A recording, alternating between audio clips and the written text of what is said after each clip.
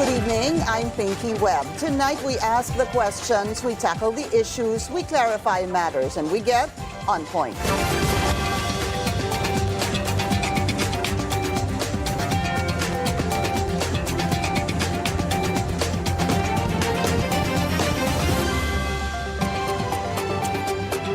Nearly 200 dead and tens of thousands displaced, more than a decade since Typhoon Yolanda devastated central Philippines.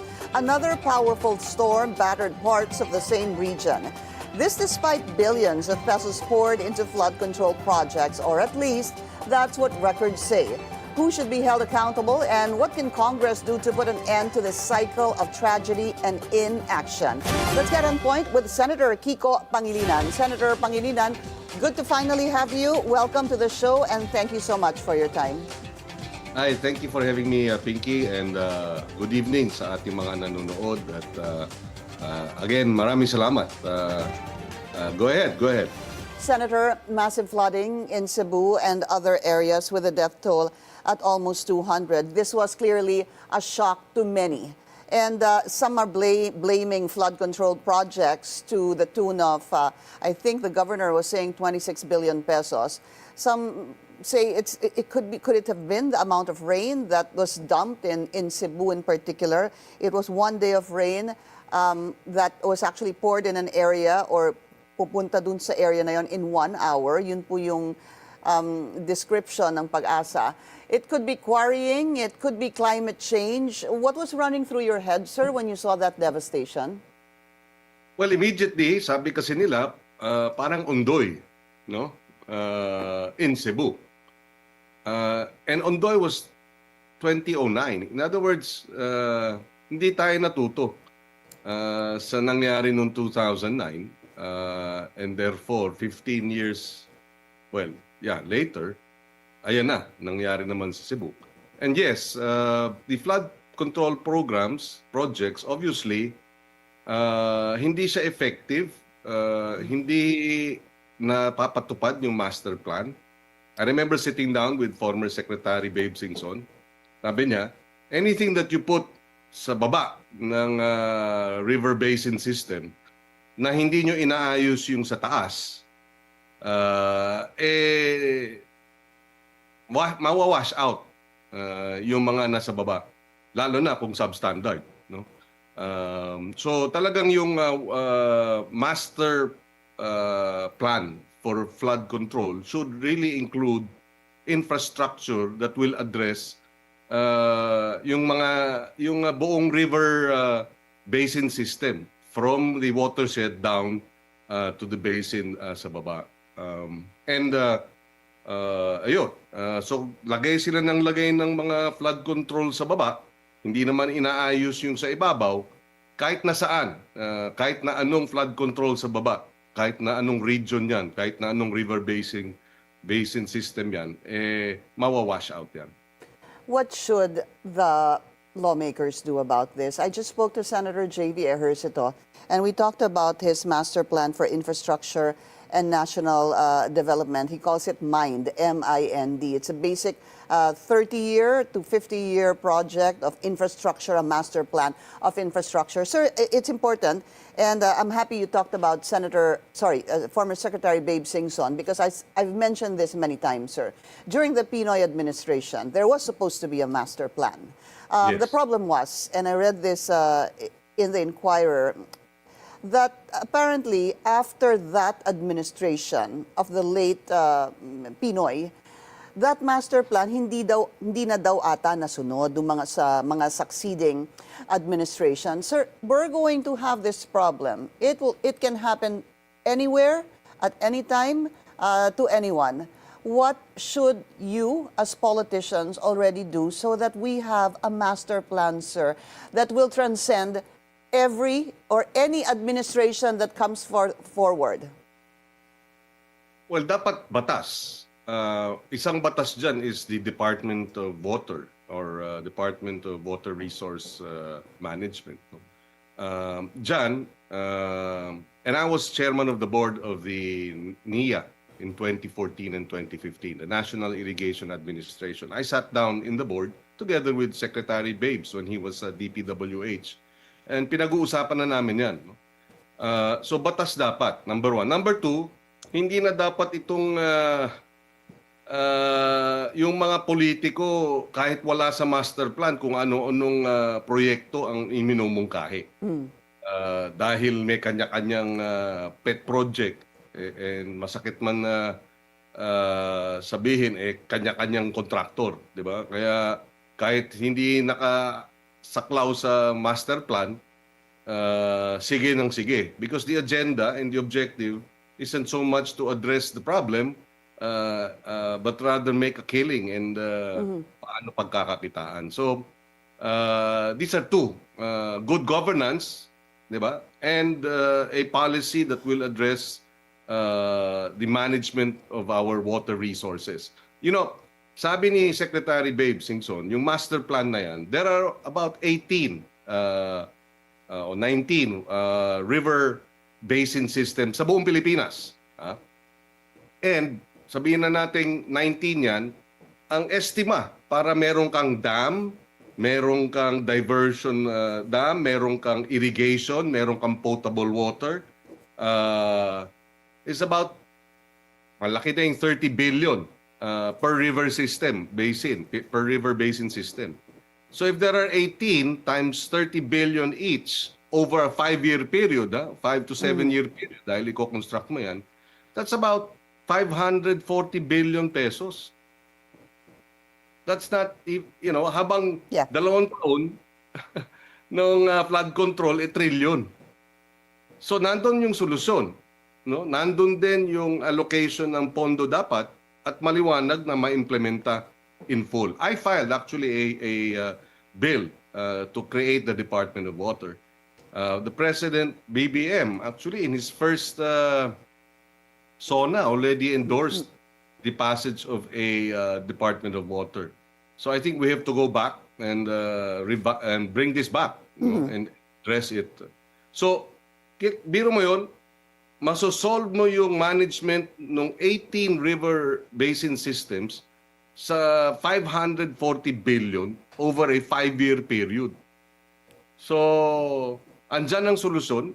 Wag nang pakialaman ng mga politikong sabihin na nating may ibang agenda.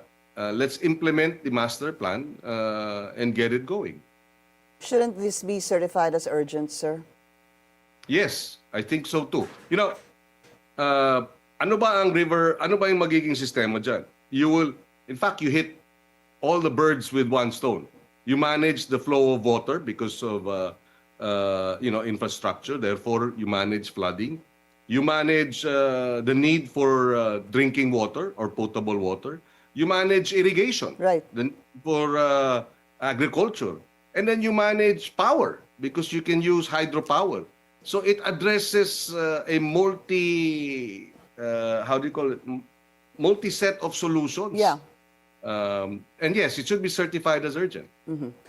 I guess, Senator, it's good to hear about this because if that is true, that there are 19 river basin systems that will cost the government $500 billion pesos in a span of 5 years that will help mitigate flooding, give irrigation, provide potable water, and even use for energy.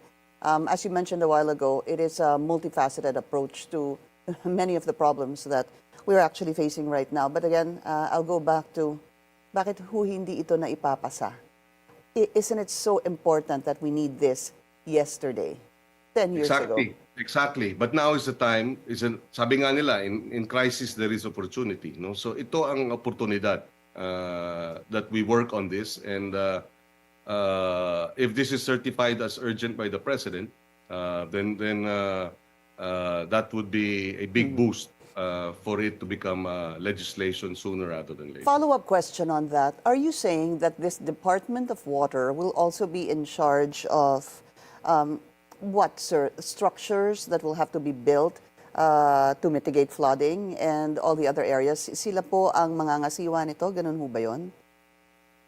By and large, yes. The NIA will be under it. So if NIA is a infrastructure authority as well, irrigation, and then you'll put LUA, Okay. MWSS under it for potable water, a portion of the Department of Energy on hydropower can likewise be placed under the Department of Water.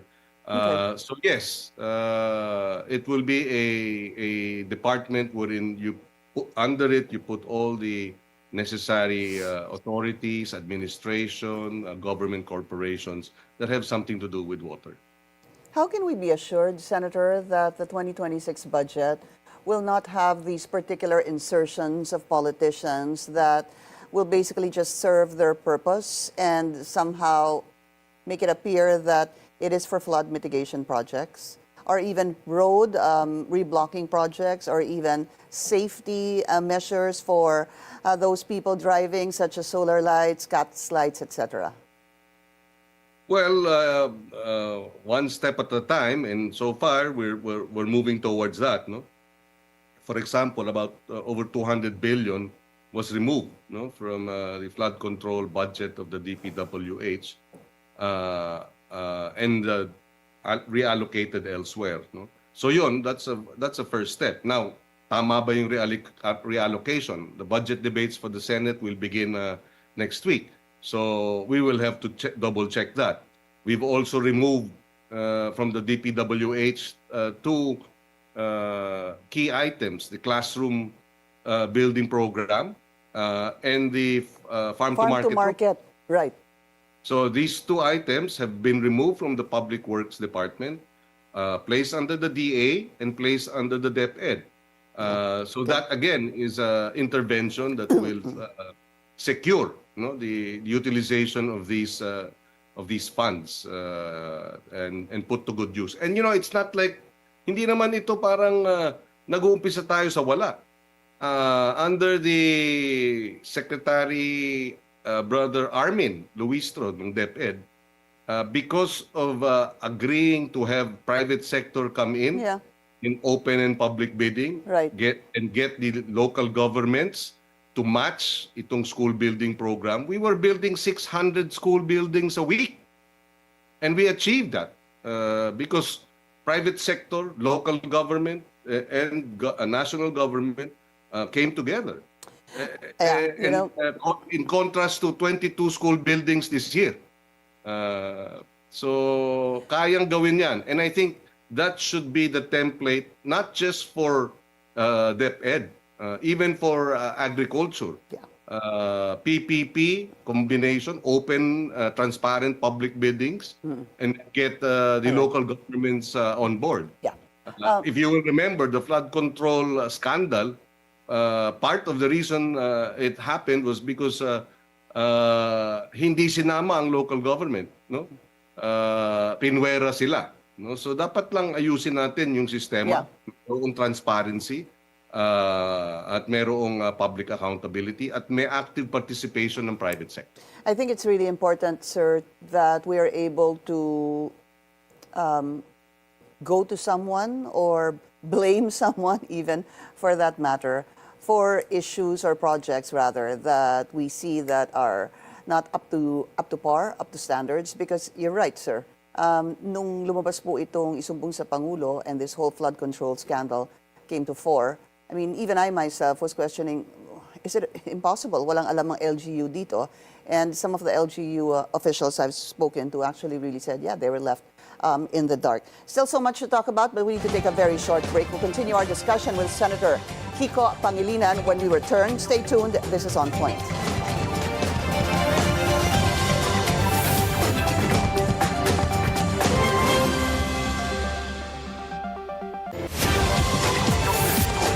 Still with us, Senator Kiko Pangilinan. Senator, just a quick question on that flooding in Cebu and other areas. Should there be a Senate investigation regarding this? Well, you already have the flood control investigation by the Blue Ribbon Committee. So maybe pwedeng isama dito sa pag-iimbestiga yung mga nangyari sa Cebu. You said that ito nga pong Department of Water should be certified as urgent. Another bill you called on the President to certify as urgent is the bill on the IPC, or the Independent People's Commission. Sir, also, I guess, just quickly, how important is it really to have this passed into law the soonest possible time. While we have right now the ICI, and there are, of course, also, I'm sure you've heard some sectors quite unhappy just with the pace so far of the ICI. Well, that's correct. The Committee on Justice, of which I am chairperson, conducted a hearing during the recess on this measure that was filed by Senate President Tito Soto, the Independent People's Commission. And we invited, and they were present. Justice Andres Reyes was there, Secretary Babe Singson was there, and they both endorsed the measure, mainly because they felt the ICI could use more powers, could have more teeth to be able to investigate more thoroughly. Immediately they said, we don't have the power, for example, to cite persons in contempt.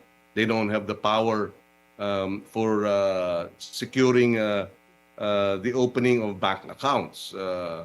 Wala silang immunity from suits, no? And they also are merely fact-finding, and they're saying that they only had 3 lawyers full-time and another 10 volunteers.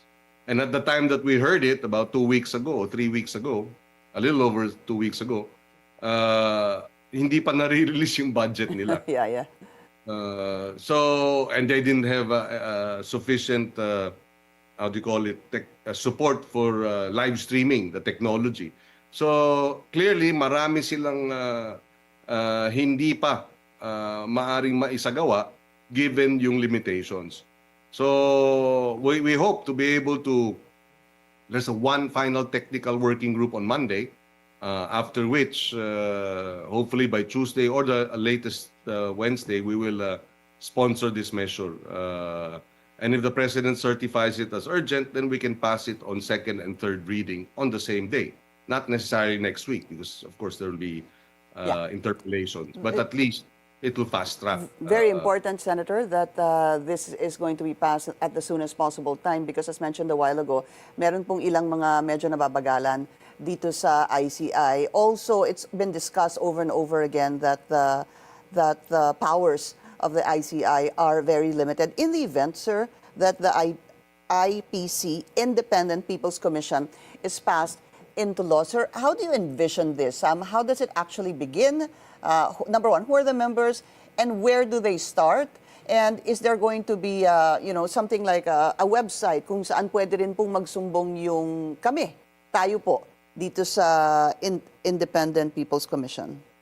Yes, in fact, we are incorporating a number of provisions that will make sure that it is transparent and open, and that there will be access by the public. No? The proceedings as a rule should be public, although they can go into executive session as an exception, provided that there is, the grounds for executive session are meritorious. So yes, we hope to put that in place, these provisions. Napakahalaga. The other one is kailangan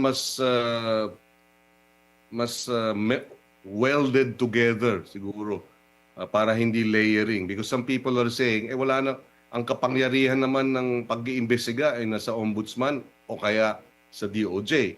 So ano ibig sabihin nito? Pagkatapos ng fact-finding, ire-refer pa sa ombudsman at sa DOJ, tsaka panibagong proseso, baka lalong ma-delay. So what we intend to do is provide specific provisions in the proposed law, in the committee report, wherein we will mandate the Department of Justice and we will mandate the Ombudsman to create a separate pool of prosecutors precisely to support the IPC, so that on day one of the operations of the Independent People's Commission, nandyan na. Nandyan na po yung DOJ and Ombudsman. Yes, okay. yes. And if they already submit a report, they have a final report, what happens?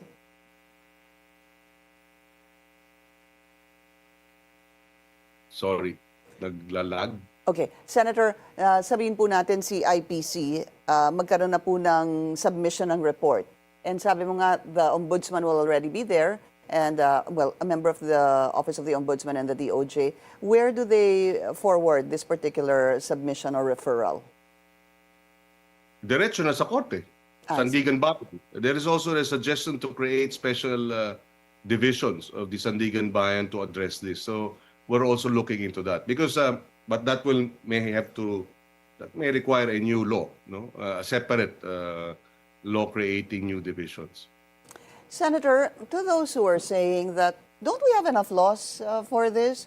We have the plunder law, the malversation of public funds, graft and corruption, etc. Is there really a need to create another layer, another organization to look into corrupt practices? Well, good point. And that was also raised during the hearing. And it was Justice Puno, former Senate President Frank Drilon, who both said that unusual, extraordinary circumstances require unusual, extraordinary remedies. This is not going to be a permanent body. We're envisioning it to have a a period of 3 years, after which it becomes functus officio. I see. Yeah, that's number one. Number two, ultimately, and if you ask me, and I've said this before, ultimately, the test of all of this is how speedily this will be disposed by the courts. It is not the IPC that will render a Final conviction. judgment, yeah. It's still the courts, Right. And I would like to think, and I've said this before, there were over 20 plus senators and over 100 congressmen who were linked to, di ba, nasangkot dito sa Napoles scam. And kung merong lang na-convict doon at nakulong doon sa dami na yun, baka hindi na nangyari itong mas malaki pang corruption scandal. I remember you said that during the Senate Blue Ribbon Committee hearing that actually caught the ire of a colleague of yours, Senator Jinggoy Estrada. Yes, but like I said, that was 20 senators. That was, I didn't mention any names. But anyway, I explained that to him. Wala namang personalan dito. And sa totoo lang, I was just expressing the sentiment of many of our kababayans na wala namang nakukulong. Maliliit lang ang nakukulong at yung mga malalaking tao ay naabsuelto. And so their concern is a valid concern. Ganun ba ang mangyayari ulit dito sa flood control scam na ito na pagkatapos ng ilang taon mauuwi sa absuelto? Okay. Senator, I have a few minutes left and there's still two topics I'd like to discuss. Very quickly, ito lang po yung sa SALN. It didn't sit well kay Ombudsman, former Ombudsman rather, Samuel Martires, nung sinabi nga na dapat ilabas muna yung yung SALN ng former Ombudsman. Let's listen to what he said during my interview with him. Let's play that. They also just filed a SALN of 23 million. Is that believable? Why didn't he let his wife, Sharon Cuneta, join or state his assets and liabilities in his SALN? So that's questionable to you? Yes, because the requirement of 6713 is joint. Whether your wife is in the government or not. Marami ho akong kaibigan, marami ho akong empleyado sa ombudsman o sa ibang ahensya ng mga asawa na sa private pero sinasama yung income ng asawa sa kanilang sa kanilang declaration of assets and liabilities. Bakit sa hindi? Nakatingin ba sa ibang direksyon? He is the one violating. Yeah, I was hoping, sir, that you'd at least answer that on air, sir. Please go ahead. Well, actually, I already did, and I don't want to belabor the point. Sharon and I have a prenuptial agreement, and the civil service rules on the SALN and a Supreme Court ruling in 2019 provide that in cases where there is a prenuptial agreement between spouses, the declarant, in this case me, is not required to report the assets, separate assets and property of the spouse. So tapos na yon. Okay. mali siya ron. And ayun. Okay. Senator, just one more topic, something of course very close to your heart. Ano po? Very recently, there was this public-private partnership framework para po dun sa full implementation of this Sagip-Saka Act. Para po, this is napaka-importante kasi yun pong ating mga mangingisda at magsasaka. Sila po yung parang, sila na yung nag-provide ng pagkain para sa atin, and yet sila po yung parang hirap na hirap pa para mabuhay, ano po. I mean, they don't really get a lot financially. So, basically, how will this help, number one, our Filipino farmers and fisher folks, sir? Well, the Sagip-Saka law provides farmers and fisher folk access to the markets through government direct purchases. Okay.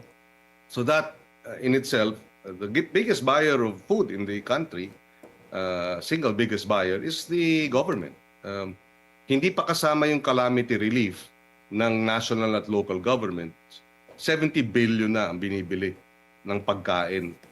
AFP, mess halls, PNP, canteens, Department of Health hospitals, BJMP jails, Bucor jails, calamity relief of the DSWD, feeding program. The feeding program of the DepEd is about 11 billion a year. Wow, yeah. And so malaki.